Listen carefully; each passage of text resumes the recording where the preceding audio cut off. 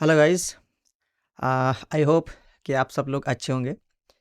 तो आज की इस वीडियो में हम लोग डिस्कस करने वाले आपने जो बैकलिंक्स बनाया है उसको गूगल में कैसे अच्छे तरीके से और इजीली से इंडेक्स कर सकते हो।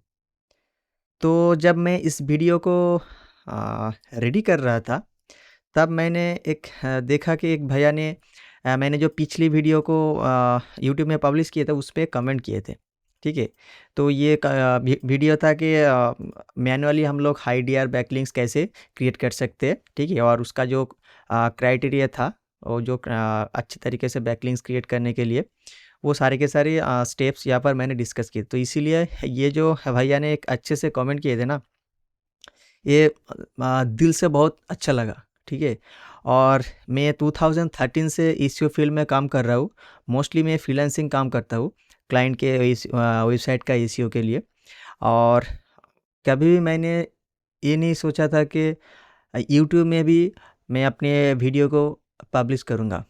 तो आप लोग ऐसे अगर प्यार देते रहेंगे तो मैं अपने 10 साल में जितने भी एक्सपीरियंस गेन किए थे तो सारे के सारे एक्सपीरियंस आपके साथ शेयर करना चाहता हूँ। तो इसी तरह से आप मोटिवेशन देते रहिए ताकि मैं और नए-नए इन्फॉर्मेशन आपके साथ शेयर करते रहूँ। तो चलिए आज के वीडियो का जो टॉपिक है वो है कि आप अपने वेबसाइट के जो लिंक्स क्रिएट किए थे उसको लिंक्स इंडेक्स कैसे कर सकते हो। तो अगर आप इस चैनल में नए हो तो अ, इस चैनल को भी सब्सक्राइब कर लो। मेरा नाम है इसके जाहिदुल इस्लाम और मैं अभी जो आपके सामने दिखा रहा हूँ ये है जाहिदुल ब्लॉगर यूट्यूब चैनल। इसमें मैं मोस्टली एसईओ रिलेटेड जितने भी सारे इन्फॉर्मेशन है यहाँ पर शेयर करते रहता हूँ। तो आप इस चैनल को भी सब्सक्राइब कर लो। ठीक है। तो बैकलिंक्स इंडेक्स क्यों करना चाहिए? आप अपनी वेबसाइट के लिए बैकलिंक्स तो क्रिएट कर लिए। तो बैकलिंक्स बनाने के बाद आपको देखना पड़ेगा कि बैकलिंक्स इंडेक्स हुआ या नहीं। वो इंडेक्स कहाँ हुआ है ये भी आपको देखना पड़ेगा। मोस्ट ऑफ द न्यूबीज यही सोचते हैं कि अगर बैकलिंक्स को साट एसीएम रास और एजरेप ऐसी तरह जो एसीओ का टूल है वहाँ पर एक बार शो हो गए तो वो बैकलिंक्स इंडेक्स हो जाता है। नहीं, ये गलत है। क्योंकि देखिए वो एक एसीओ टूल है, उस एसीओ टूल से गूगल का कोई रिलेशन नहीं है। अगर आपका बैकलिंक्स गूगल में इंडेक्स नहीं होंगे ना तो उस बैकलिंक्स का कोई वैल्यू नहीं रहेगा। समझ गए? तो आपको चेक करना पड़ेगा कि आपने जो बैकलिंक्स बनाया वो गूगल में इंडेक्स है या नहीं। ये साठ एसीएम रास और जो एजरप की तरह जो टूल है उसको आप पूरा इग्नोर कर दीजिए क्योंकि उसका जो बोट है उसका बोट का सिस्टम अलग है। और हम लोग रैंक कर रहे हैं गूगल में ना कि एजरप और एसीएम रास में। ठीक है। तो गूगल में जब हम लोग रैंक करेंगे तो बैकलिंक्स एक इम्पॉर्टेंट फैक्टर होता है। मैं पिछले वीडियो में आपके ये सारे के सारे इन्फॉर्मेशन आपको शेयर किए थे कि एक क्यों बैकलिंक्स बनाना चाहिए और बैकलिंक्स बनाने के बाद कितना हेल्पफुल होता है एक वेबसाइट को रैंक करने में। तो जो इंडेक्स होता है गूगल का, ठीक है, तो गूगल का जब बोट इंडेक्स करता है ना एक पेज को और एक यूआरएल को, तभी क्या होता है उसका डाटाबेस में वो लिंक स्टोर हो जाता है। तो मान के चलिए ये एक एक साइट है जहाँ से इस साइट को एक लिंक मिला। ठीक है। ये साइट को लिंक मिला यहाँ से आप देख सकते हो। यहाँ पर देख सकते हो इस एंकर टेक्स्ट को यूज करते हुए इस पोस्ट से इस साइट ने एक लिंक जनरेट किया है यहाँ पर। ठीक है। तो सबसे पहले हम लोगों को देखना चाहिए कि ये जो गेस्ट पोस्ट है ये गेस्ट पोस्ट या कॉन्टेक्चुअल लिंक आप कोई भी तरह से बैकलिंक आप इसको समझ लीजिए। लेकिन ये जो लिंक यहाँ पर है ना इसको गूगल में इंडेक्स है या नहीं ये हम लोगों को पहले देखना चाहिए। तो हम लोग क्या करेंगे, सिंपल गूगल में जाके एक साइट कॉलम लिखे और इसका जो यूआरएल है ना उसको टाइप करके सिर्फ इंटर करेंगे। जब हम लोग देखेंगे कि गूगल में ये यूआरएल इंडेक्स है इसका मतलब है गूगल का जो डाटाबेस है ना वो डाटाबेस में ये यूआरएल को वो क्रॉल करके रखा हुआ है। तो इसका मतलब है कि इस वेबसाइट का जो लिंक वैल्यू है, इस वेबसाइट का जो ऑथोरिटी है, ये पूरा ऑथोरिटी ये सारे के सारी साइड में जा रही होगा। लेकिन और एक चीज़ आपको ध्यान में रखना पड़ेगा कि ये जो लिंक यहाँ से आउटबाउंड होके जा रही है ना, ये क्या नो फॉलो या डू फॉलो, ये भी आपको देखना पड़ेगा। देखिए ये जो आदमी ने लिंक यहाँ पर क्रिएट किए थे, ये लिंक का जो एक्चुअल वैल्यू है या नहीं, ये भी आप लोगों को देखना पड़ेगा। ठीक है, अगर वैल्यू होना चाहिए, वैल्यू हो तो इसका मतलब है कि डू फॉलो लिंक होना चाहिए। ठीक है, तो यहाँ पर ये डू फॉलो या नो फॉलो है, ये भी हम लोग को पहले देख लेना चाहिए। तो अगर डू फॉलो होगा तभी आप लोगों को वैल्यू मिलेगा। और एक चीज़, ये जो बैकलिंक्स है, ये गूगल में इंडेक्स होगा या नहीं होगा, ये भी हम लोग को पहले पता चल चुका होगा। देखिए कैसे पता लग सकता है। ये यहाँ पर तो हम लोग इजीली देख सकते हैं कि इंडेक्स हो गया। जब इंडेक्स नहीं होगा और जब हम लोग नई एक वेबसाइट के लिए बैकलिंक्स क्रिएट करेंगे, तब हमको कैसे पता चलेगा। ठीक है, तो हम लोग इसका इंस्पेक्ट एलिमेंट चेक करेंगे। सॉरी, इंस्पेक्ट नहीं, हम इसमें व्यू पेज सोर्स में जाएंगे। यहाँ पर जाके हम लोग टाइप करेंगे इंडेक्स। ठीक है, तो इंडेक्स में यहाँ पर हम लोग देखेंगे कि या कोई नो इंडेक्स कहकर कोई टैग है या नहीं। ठीक है, नो इंडेक्स कह के अगर कोई टैग यहाँ पर दिख रहा होगा, तभी आप लोगों को समझ जाना चाहिए कि ये जो पोस्ट है, ये कभी भी गूगल में इंडेक्स नहीं होगा। क्योंकि ये नो इंडेक्स का जो टैग है ना, ये गूगल बोट जब यहाँ पर आएगा, आके इस से जब कॉल करने लगेगा ना, तो उसमें उसको पहले ही नो इंडेक्स का जो टैग है वो उसको रोक देगा कि इस पेज को आपको क्रॉल करने का कोई ज़रूरत नहीं है। जब वो क्रॉल नहीं करेगा तो गूगल में इंडेक्स नहीं होगा। तो जब आप किसी साइट में बैकलिंक्स क्रिएट कर लेंगे, तो बैकलिंक्स रेडी करने के बाद आपको व्यू पेज सोर्स में जाने के बाद चेक करना पड़ेगा कि ये जो आपने बैकलिंक्स को अभी भी बनाया है, वो क्या गूगल में इंडेक्स होगा या नहीं। ठीक है, अगर आपने देख लिया कि उसमें कोई नो इंडेक्स टैग नहीं है, तो आपको पता चल चुका होगा कि हाँ, ये इंडेक्स करेगा, वो गारंटी इंडेक्स करेगा। लेकिन हाँ, इंडेक्स करने के लिए 2-3 फैक्टर आपको देखना पड़ेगा। अगर आप एक कॉन्टेक्चुअल लिंक से बैकलिंक्स लेना चाहते हो, तो वो जो कॉन्टेक्स्ट है ना, इस कॉन्टेक्स्ट को आपको क्वालिटीफुल रखना पड़ेगा। ये जो कंटेंट यहाँ पर पब्लिश है, ये अगर क्वालिटी नहीं देगा, इसका वैल्यू नहीं देगा रीडर को, गूगल को, देन गूगल इस पोस्ट को इंडेक्स करके भी डी इंडेक्स कर देता है। ये 2024 है। तो पिछले टाइम्स में क्या होता है कि स्पिन कंटेंट डाल के, ठीक है, कोई भी जगह से कंटेंट डाल के हम लोग किसी साइट के पोस्ट करके उस पर बैकलिंक्स ले लेते थे। लेकिन अब बस टाइम नहीं है। ठीक है, आपका कंटेंट का क्वालिटी अच्छा होना चाहिए, तभी इंडेक्सिंग फास्ट होगा। ठीक है, ये आपको बहुत इंपॉर्टेंट फैक्टर मैंने बताया। ठीक है, तो सिर्फ आप कंटेंट्स को भी सिर्फ आप बैकलिंक्स क्रिएट करते रहोगे और कंटेंट का कोई क्वालिटी आप मेंटेन नहीं करोगे, तो बैकलिंक्स तो हो जाएगा, लेकिन उसका इंडेक्सिंग में बहुत सारे प्रॉब्लम आ जाएगा। ठीक है, तो ये हो गया कि क्वालिटीफुल कंटेंट होना चाहिए। जिस साइट में आप लिंक ले रहे हो ना, उसका इंडेक्स होना चाहिए और उसमें नो इंडेक्स वाला टैग नहीं होना चाहिए। अच्छा, तो ये हो गया कि आप एक अच्छे तरीके से इंडेक्स करने के बाद कैसे वैल्यू गूगल से ले सकती हो। अच्छा, तो अभी हम लोग देखेंगे कि ये 6 जो स्ट्रैटेजी यहाँ पर है, ये मोस्ट ऑफ द टाइम्स मैं यूज़ करता हूँ मेरे अपने ब्लॉग्स के लिए, क्लाइंट के साइट के लिए।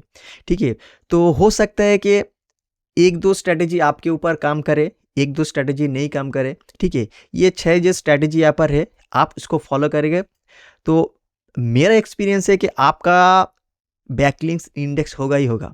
ठीक है, तो एक चीज़ और भी बता दूँ, अगर आप 10 या 20 लिंक रेडी कर ले, तो उसमें से हो सकता है कि 2, 3 या 4 लिंक्स नो इंडेक्स टैग नहीं है, फिर भी वो इंडेक्स नहीं हो रहा है। ठीक है, तो आप उसको इग्नोर कर दीजिए। ठीक है, क्योंकि हो सकता है टेक्निकल इशू में गूगल बोट उसको कॉल नहीं कर रहे, और हो सकता है कि जिस साइट से आप लिंक्स जनरेट कर रहे हो, वो ऑलरेडी बहुत सारे साइट में लिंक दे चुका होगा। ठीक है, इसीलिए गूगल उस साइट को बुरी नज़रों से देख रहा था, इसीलिए उसको इंडेक्सिंग में नहीं ले रहा है। ठीक है, ये भी एक प्रॉब्लम हो सकती है, तो इतना वरी भी नहीं होना। ठीक है, तो आप ये स्ट्रैटेजी में यहाँ पर वन बाय वन आपके साथ शेयर कर रहा हूँ, इसको आप फॉलो करते रहना। तो सबसे पहले जो स्ट्रैटेजी है, आप जो बैकलिंक्स बनाए हैं उसको पहले ऑनलाइन जो पिंगिंग टूल है उसमें डाल दीजिए। ठीक है, तो ये जो हम लोग यहाँ पर बैकलिंक्स देख रहे हैं, तो सिर्फ इसको लेके हम लोग यहाँ पर जाके सिर्फ यहाँ पर डाल देंगे। ठीक है, डालने के बाद इसको हम लोग क्या करेंगे, पिंग करने को ले कहेंगे। ये पिंग क्या होता है, ये जो पिंगिंग टूल है ना, ये पिंगिंग टूल इस यूआरएल को बार बार पिंग करेगा। ये आप देख सकते हो कि ये सारे के सारे पिंग ऑलरेडी कर चुका है। ये पिंग करने के यही वैल्यू होता है कि गूगल बोट को इस यूआरएल को क्रॉल करने के लिए मजबूर करे। ठीक है, तो ये एक अच्छा तरीका है। आप जब पहले लिंक को बनाएंगे तो यहाँ पर आके पिंग में ज़रूर डालना। जब पिंगिंग करेंगे ना, तो आपका बैकलिंक्स का इंडेक्सिंग का चांस थोड़ी बहुत बढ़ जाता है। ठीक है, ये पहला स्टेप आपको कर लेना चाहिए। सेकंड स्ट्रेटजी क्या है, इसमें आप लोगों को क्या करना पड़ेगा, टीआर लिंक क्रिएट करना पड़ेगा। तो टीआर लिंक आप कैसे क्रिएट कर सकते हो, देखिए आप तो इसको एक मैनुअली क्रिएट कर लिया ना, मैनुअली वेब 2 या फोरम या कॉन्टेक्स्ट वाला गेस्ट पोस्ट या किसी भी तरह बैकलिंक्स जो आपने है वो मैनुअली आपने क्रिएट कर ली। लेकिन आपको इसमें क्या होगा, इसी के जो इसका जो पेज है, यहाँ पर आपको क्या करना पड़ेगा, इस पेज को आपको फिर से लिंक्स क्रिएट करना पड़ेगा। तो उसके लिए एक टूल है। ठीक है, तो उस टूल को आप हेल्प में यूज़ कर सकते हैं as a supporting tools, right. So मैं जो टूल यूज़ करता हूँ वो है मनी रोबोट। ये एक प्रीमियम टूल है, तो आप 1 वीक के लिए, 1 या 14 डेज के लिए, एक सेकेंड, ये अच्छा ये फ्री टूल है। ठीक है, अभी 14 डेज़ के लिए और 7 डेज़ हो सकता है, 7 डेज़, तो इसका मैं प्रीमियम यूज़ कर रहा हूँ। तो 14 डेज़ के लिए फ्री में आपको यूज़ करने देता है। ठीक है, तो यहाँ पर आप देख सकते हो कि ये बहुत सारे नेटवर्क से लिंक दे रहे हैं, जैसे कि वेब 2 है, सोशल बुक मार्किंग है, विकी लिंक्स है। ये बहुत सारे साइट से लिंक जो आपका जो बैकलिंक्स का यूआरएल है उस पर फ्लो करेगा। इसका क्या वैल्यू होगा, इस सारे के सारे जो साइट का जो बैकलिंक्स का जो क्वालिटी है ना बहुत अच्छा है। क्योंकि देखिए ये सारे के जो सारी जो साइट है ना, वेब 2 प्रोफाइल लिंक, ये तो हम लोग ये तो रोबोट के थ्रू लिंक हो रहा है ना, तो इसको हम लोग डायरेक्ट अपने जो मेन साइट होता है उसमें हम लोग नहीं देंगे। तो हम लोग उस लिंक को कहाँ पर रेडी करेंगे, ये वाला जो साइट है। ठीक है, तो मैं क्या कह रहा हूँ कि आप यहाँ पर देख सकते हो कि मैं क्या कहना चाहता हूँ। ये देखिए बैकलिंक का जो यूआरएल है, ये हम लोग का बैकलिंक्स यूआरएल हो गया।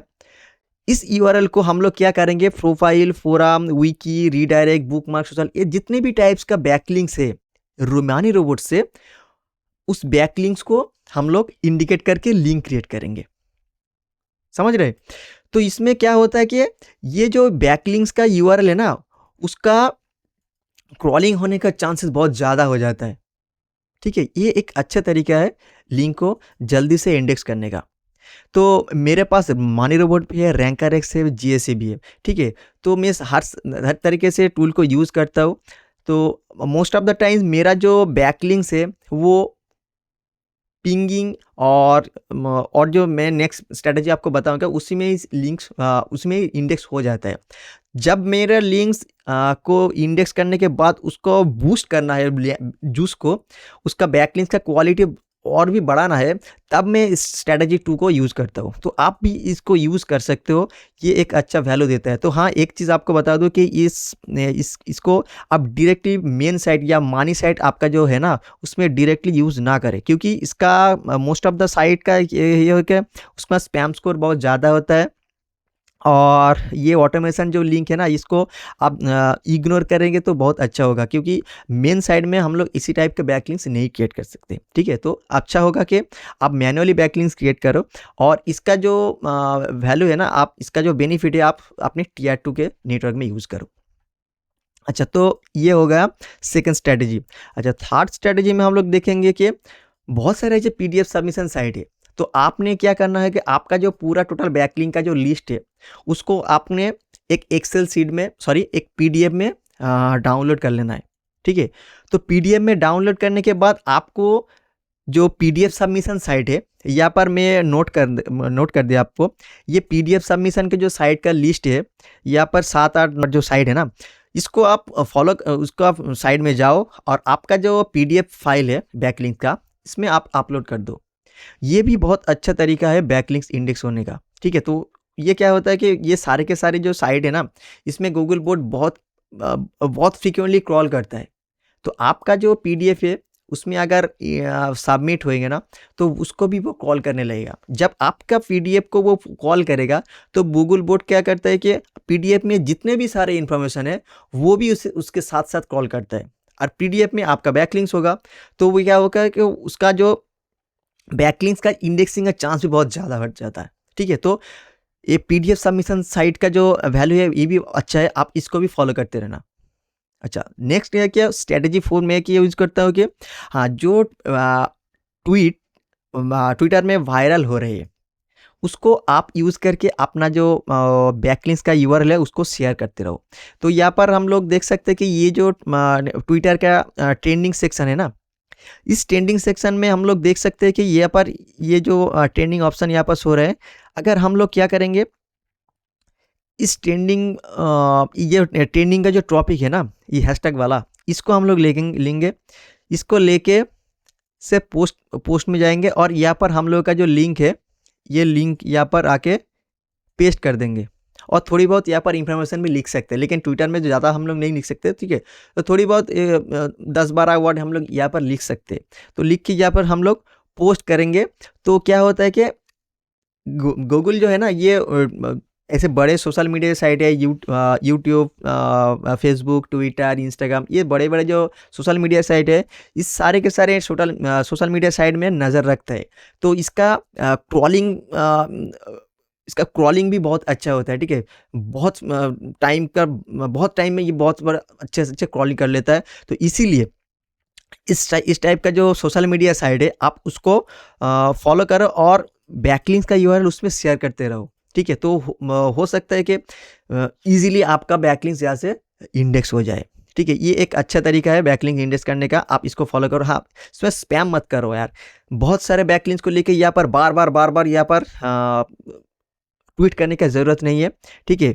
सिर्फ उस टाइप के बैकलिंक्स को यहाँ पर डालो जिसका बहुत अच्छा वैल्यू है, ठीक है। ये हो सकता है गेस्ट पोस्ट, या हो सकता है कि एक एडिटोरियल लिंक, या हो सकता है आपने एक लिंक एक्सचेंज किया हो किसी साइट से, ठीक है। उस टाइप का जो क्वालिटीफुल बैकलिंक्स है ना, आप उसी को यहाँ पर ट्वीट करते रहो, ना कि प्रोफाइल लिंक, फोरम लिंक्स यहाँ पर वो नहीं करो, क्योंकि इसका उतना भी ऑथेंटिक नहीं लगता, ठीक है। तो प्रोफाइल वाला जो लिंक है, फोरम वाला जो लिंक है, वेब 2 वाला जो लिंक है, आप उसको पीडीएफ में सबमिट कर दो, ठीक है। और भी मैं नेक्स्ट यहाँ पर स्ट्रेटजी आपको बताता हूँ, आप उसको फॉलो करते रहो, ठीक है। तो ट्वीट वाला जो सेक्शन है, आप हाई क्वालिटी या बैकलिंक आप उसको यूज़ करते रहो।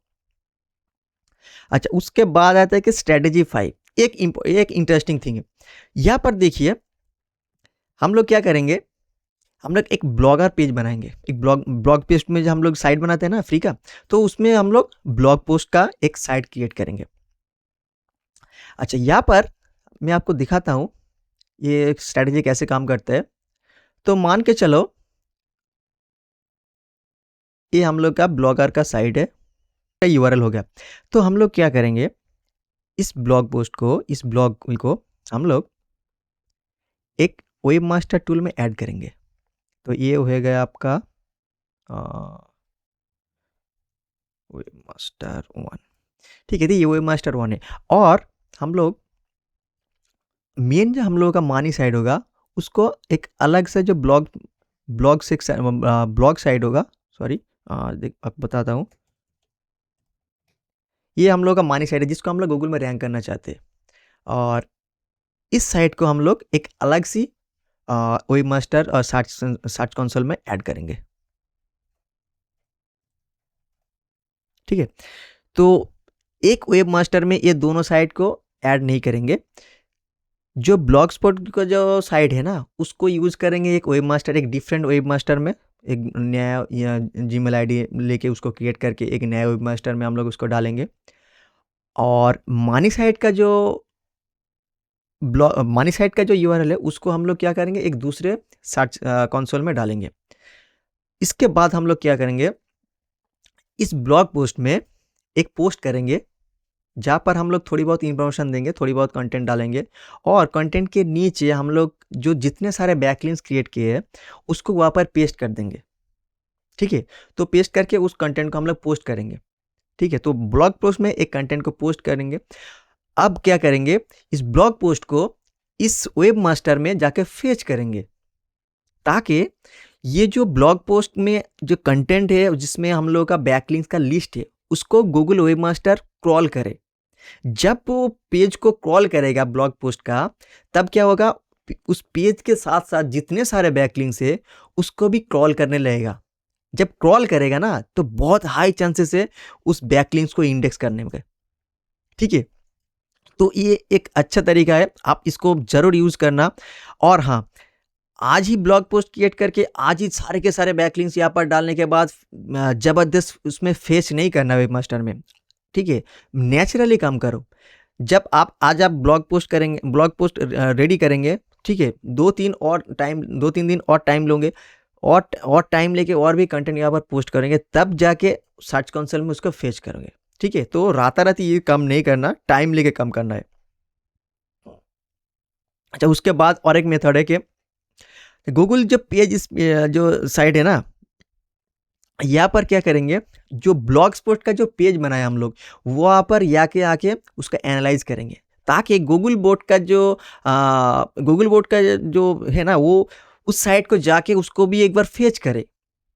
तो बोट उस साइट को भी जाएंगे इस पेज स्पीड इंसाइट के थ्रू ताकि वो भी इंडेक्सिंग में हेल्प करे। ठीक है, तो यहाँ पर जो ब्लॉग स्पॉट का साइट होगा यहाँ पर आप डाल देंगे तो वो इंडेक्स हो जाएगा। इंडेक्स करने का चांसेस बहुत हाई होता है ये वाला स्ट्रेटेजी में। अच्छा, उसके बाद आता है गूगल स्ट्रक्चर डाटा टूल। ठीक है, ये भी एक गूगल का टूल है। यहाँ पर भी हम लोग उसका स्ट्रक्चर डाटा, गूगल का जो स्ट्रक्चर डाटा होता है ना, सर्च रिजल्ट में एक स्ट्रक्चर डाटा को अच्छे तरीके से कैसे शो कराता है, इसके लिए वो ये टूल है। तो हम लोग क्या करेंगे, ब्लॉग पोस्ट का जो यूआरएल है जहाँ पर हम लोग बैकलिंक्स का लिस्ट डाल के पोस्ट किए थे, उस यूआरएल को यहाँ पर आके चेक करेंगे, टेस्ट करेंगे ताकि गूगल का जो बोट है ये रिच रिजल्ट टेस्ट का जो सर्वर है इससे जाके उसको क्रॉल करे। ठीक है, तो उसमें कि हाई चांसेस होता है कि उसको बैकलिंक्स इंडेक्स हो जाए। ठीक है, ये एक अच्छे तरीका है इंडेक्स करने का। ठीक है, आप इसको यूज़ कर सकते हो। और लास्ट जो स्ट्रैटेजी है ये पेड स्ट्रैटेजी है। ठीक है, यहाँ पर मोस्ट ऑफ द टाइम्स मैं इसको यूज़ नहीं करता, लेकिन कभी कभी यूज़ करता हूँ क्योंकि देखिए क्लाइंट का रिक्वायरमेंट होता है कि उसका जो बैकलिंक्स हम लोग अभी रेडी किए थे, उसका जो बैकलिंक्स अभी हम लोग बनाए थे उसको इंडेक्स बहुत जल्दी करे क्योंकि वो डीएपी जल्दी जल्दी बढ़ाना चाहता है और उसका रैंकिंग भी बहुत जल्दी लेना चाहता है गूगल में। तो इसीलिए हम लोग जो एसी एजेंसी रन कर रहे हैं ना, तो ये वाला टूल हम लोग यूज़ करते हैं। एक है ओमेगा इंडेक्सर और एक है इंडेक्स इंजेक्ट। ठीक है, तो ये दोनों टूल ही अच्छा है, तो उससे भी अच्छा है कि ओमेगा इंडेक्सर। ठीक है, ओमेगा इंडेक्स बहुत अच्छा काम करता है। आप अगर आपके पास बजट है तो आप इस दोनों में से किसी एक टूल को यूज़ कर सकते हो। ये भी एक अच्छा रिजल्ट देगा आपको बैकलिंक इंडेक्स करने का। तो आई होप कि इस वीडियो को आपको बहुत अच्छा लगा होगा। अगर अच्छे लगे हो तो प्लीज़ इस वीडियो को लाइक कर दीजिए और इस चैनल को भी सब्सक्राइब कर लीजिए ताकि मैं अपने 10 साल में जितने भी एक्सपीरियंस गेन किए आपके साथ शेयर कर सकूं। ठीक है, आप इस चैनल में बने रहे। अगले वीडियो में हम लोग फिर मुलाकात करेंगे। Thank you.